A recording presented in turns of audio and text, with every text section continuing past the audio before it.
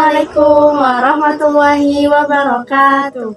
Halo sobat mata besar Ridho. Kembali lagi nih di channel kita.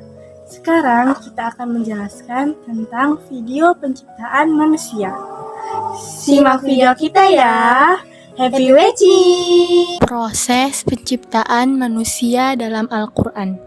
Dalam kitab Nawadir Al-Usul karya Al-Hakim At-Tirmizi juga terdapat suatu riwayat yang berasal dari Abu Hurairah radhiyallahu anhu yang menegaskan bahwa tanah yang digunakan sebagai bahan penciptaan manusia adalah tanah yang sama dengan yang digunakan untuk menguburkannya. Quran Surat Al-Mu'minun ayat 12. A'udzu billahi minasyaitonir rajim. Bismillahirrahmanirrahim. Walaqad khalaqnal insana min sulalatin min tin. Artinya, dan sesungguhnya kami telah menciptakan manusia dari suatu saripati berasal dari tanah. Sesungguhnya kami menciptakan manusia dari setetes air yang merupakan gabungan antara sperma laki-laki dan sel telur perempuan. Tafsir Al-Muyassar. Bismillahirrahmanirrahim. Summa ja'alnahu nutfatan fi qararin makin. Kemudian kami menjadikannya air mani yang disimpan dalam tempat yang kokoh, rahim. Quran Surat Al-Mu'minun ayat 13. 1. Sulalah min tin, saripati tanah. Saripati tanah yang dimaksud adalah suatu zat yang berasal dari bahan makanan, baik tumbuhan maupun hewan, yang bersumber dari tanah, yang kemudian dicerna menjadi darah, kemudian diproses hingga akhirnya menjadi sperma. Dan telah diterangkan juga di Quran Surah Al-Mu'minun ayat 14 bahwa manusia diciptakan dari saripati tanah. Yakni darah yang beku setelah berlalu 40 hari,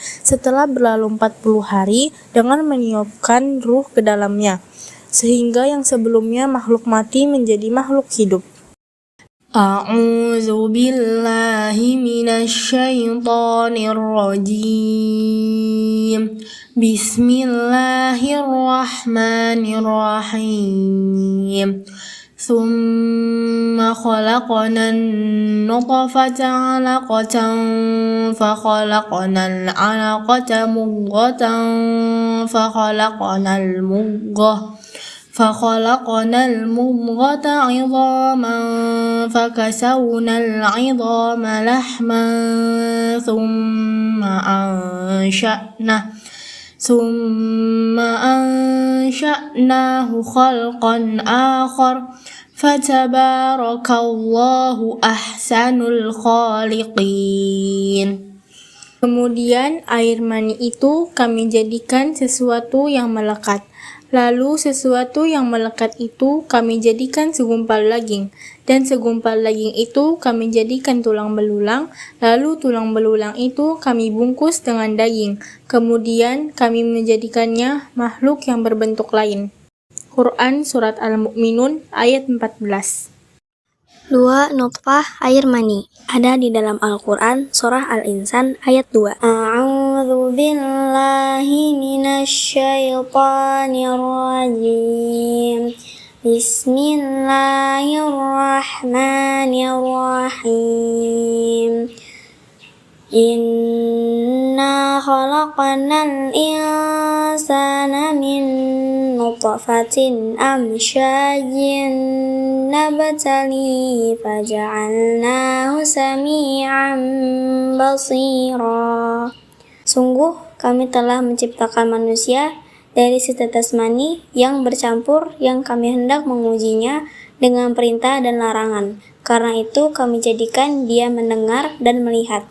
Quran Surah Al-Insan ayat 2. Makna asal kata nutfah dalam bahasa Arab berarti tetesan air yang sangat kecil atau sejumlah kecil air. Yang dimaksud nutfah, menurut tafsir Ibnu Katsir, ayat ini menjelaskan bahwa Allah telah menciptakan manusia dari tanah. Adam diciptakan dari tanah. Selanjutnya, mereka berketurunan dari air mani yang keluar dari tulang sulbi laki-laki dan tulang dada perempuan. Mudghah atau segumpal daging. Ketika sperma pria bergabung dengan sel telur wanita, intisari bayi yang akan lahir terbentuk. Sel tunggal yang dikenal sebagai zigot dalam ilmu biologi ini akan segera berkembang biak dengan membelah diri hingga akhirnya menjadi segumpal daging. Melalui hubungan ini, zigot mampu mendapatkan zat-zat penting dari tubuh sang ibu bagi pertumbuhannya. Mudghah disebut dalam surat Al-Mu'minun ayat 14. Calon janin menjadi makin matang dengan tumbuhnya tulang dari yang awalnya berbentuk mudghah. Tulang ini kemudian akan dibungkus lagi dengan daging. Dari hadis Hudzaifah bin Usaid, Rasulullah SAW bersabda, apabila nutfah telah berusia 42 malam, maka Allah mengutus malaikat, lalu dibuatkan bentuknya, diciptakan pendengarannya, penglihatannya, kulitnya, dagingnya, dan tulangnya. Hadis riwayat Imam Muslim. Selaras dengan hadis ini ada di surah As-Sajdah ayat 9 yang akan dijelaskan pada tahap selanjutnya. Alaqah, segumpal darah. Alaqah diambil dari kata alaqo, yang artinya sesuatu yang membeku, tergantung atau berdempet, sehingga dapat diartikan sebagai sesuatu yang bergantung di dinding rahim. Alaqah disebut di dalam Al-Quran, yaitu surat Al-Mu'minun ayat 14. Idzam, tulang atau kerangka. Di dalam fase ini, embrio akan mengalami perkembangan dari bentuk sebelumnya yang hanya berupa segumpal daging hingga berbalut kerangka atau tulang. Kisah Al-Idzam bil-Lahim, penutupan tulang. Pengungkapan fase ini dengan kisah yang berarti membungkus, dan lahm, daging, diibaratkan pakaian yang membungkus tulang. Selaras dengan kemajuan yang dicapai embriologi yang menyatakan bahwa sel-sel tulang tercipta sebelum sel-sel daging, dan bahwa tidak terdeteksi adanya satu sel daging sebelum terlihat sel tulang. Insya pembentukan manusia. Tahap ini menandakan bahwa ada sesuatu yang dianugerahkan kepada manusia yang menjadikannya berbeda dari makhluk lainnya, yaitu ruh yang menjadikan berbeda dengan makhluk lainnya. Proses ini berada di dalam Quran surah As-Sajdah ayat 9. A'udzu billahi minasyaitonir rajim. Bismillahirrahmanirrahim. Summa sawwahu wa nafakha fihi min ruhihi wa ja'ala lakumus sam'a wal absara wal af'idah. Qalilam ma tashkurun. Kemudian dia menyempurnakan dan meniupkan roh ciptaannya ke dalam tubuhnya, dan dia menjadikan pendengaran, penglihatan, dan hati bagimu, tetapi sedikit sekali kamu bersyukur. Quran Surat As-Sajdah ayat 9. Surat Az-Zumar ayat 6 telah disebutkan bahwa manusia diciptakan dalam tubuh ibunya dalam 3 tahapan. A'udzu billahi minasyaitonir rajim. Bismillahirrahmanirrahim. Khalaqakum min nafsin wahidatin thumma ja'ala minha zawjaha wa anzala lakum minal an'ami thamaniyata azwaj. Yakhluqukum fi butuni ummahatikum khalqan min ba'di khalqin fi dhulumatin salas. Dzalikumullahu rabbukum lahul mulku la ilaha illahu fa anna tusrafun. Dia menciptakan kamu dari seorang diri, kemudian dia jadikan daripadanya istrinya, dan dia menurunkan untuk kamu 8 ekor yang berpasangan dari binatang ternak.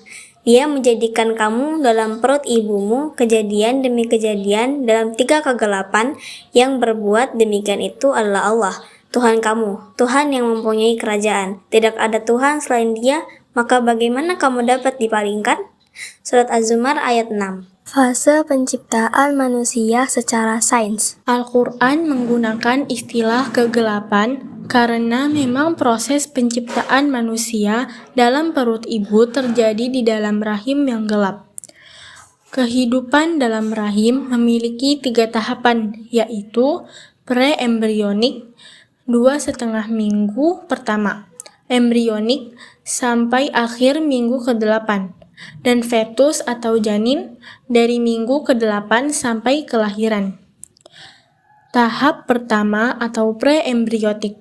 Proses penciptaan manusia dapat dijelaskan pada fase yang pertama atau disebut dengan pre-embriotik.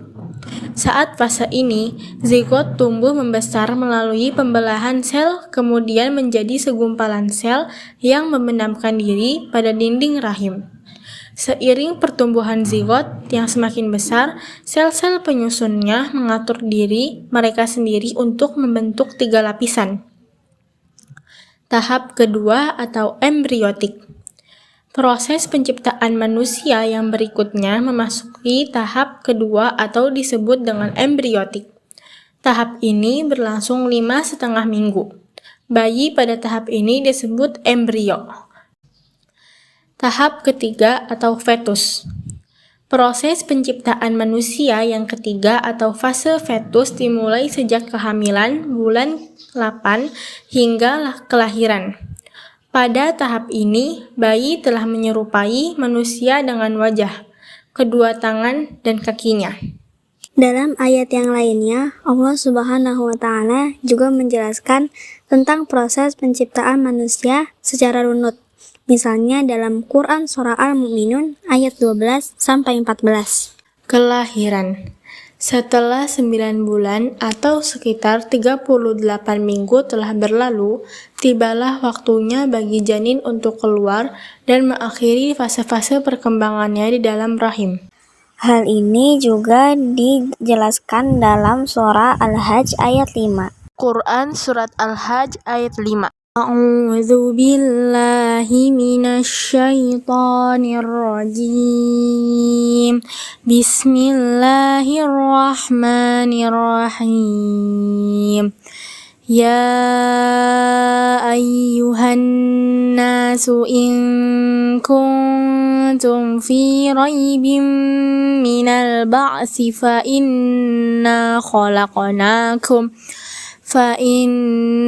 khalaqnakum min turabin thumma min nutfatin thumma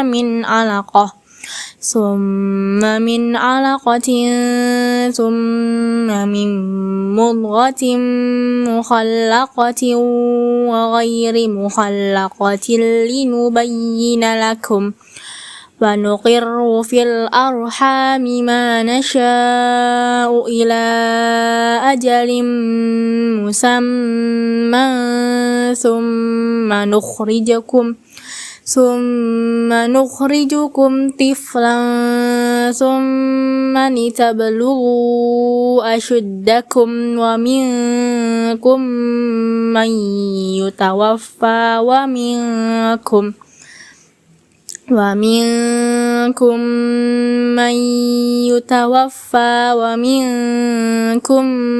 man yuraddu ila ardalil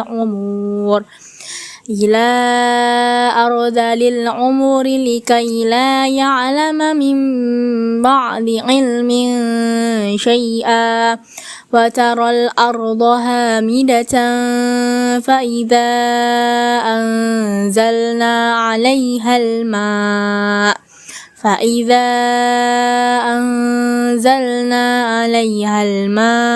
اهتزت وربت وأنبتت من كل زوج بهيج. Wahai manusia, jika kamu meragukan hari kebangkitan, maka sesungguhnya kami telah menjadikan kamu dari tanah, kemudian dari setetes mani, kemudian dari segumpal darah, kemudian dari segumpal daging yang sempurna kejadiannya dan yang tidak sempurna, agar kami jelaskan kepada kamu dan kami tetapkan dalam rahim menurut kehendak kami sampai waktu yang sudah ditentukan.